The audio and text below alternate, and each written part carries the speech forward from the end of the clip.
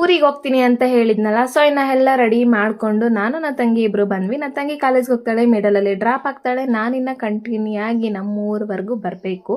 BMTC ಬಸ್ಸಲ್ಲಿ ಬರೋಷ್ಟೊತ್ತಿಗೆ ತಲೆನೋವು ಬಂತು. ಇನ್ನು KSRTC ಏನಪ್ಪ ಅಂತ ಹೋದ್ರೆ ಜನನೇ ಇಲ್ಲ. ಫಸ್ಟ್ ಟೈಮ್ ನಮ್ಮ ಪಾವಗಡ ಬಸ್ ಇಷ್ಟೊಂದು ಖಾಲಿ ಇದೆ ಮೆಜೆಸ್ಟಿಕ್ಕಲ್ಲಿ. ಹೋಗ್ತಾ ಹೋಗ್ತಾ ತುಂಬೋಗ್ಬಿಡುತ್ತೆ. ಆ್ಯಂಡ್ ಬರ್ತಾ ದಾರಿಯಲ್ಲಿ ಹಾಗೆ ಮಜ್ಜಿಗೆ ತಂದರು. ಅದು ಎಷ್ಟು ಹೆಲ್ತಿನೋ ಏನೋ ಗೊತ್ತಿಲ್ಲ, ಎಕ್ಸ್ಪೈರ್ ಡೇಟ್ ಕೂಡ ಇಲ್ಲ ಅದ್ರ ಮೇಲೆ.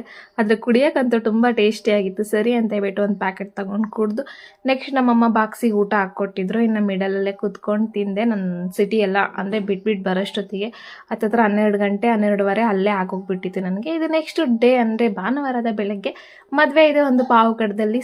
ರೆಡಿ ಆಗೋಣ ಅಂತ ಹೇಳ್ಬಿಟ್ಟು ರೆಡಿ ಆಗ್ತಿದ್ದೆ. ಔಟ್ಫಿಟ್ ಎಲ್ಲ ಚೆಕ್ ಮಾಡಿಕೊಂಡು ನಾನು ಅಮ್ಮ ಇಬ್ಬರು ಒಟ್ಟಿಗೆ ಹೋದ್ವಿ. ಮದುವೆ ಅಂತೂ ತುಂಬ ಚೆನ್ನಾಗಾಯಿತು.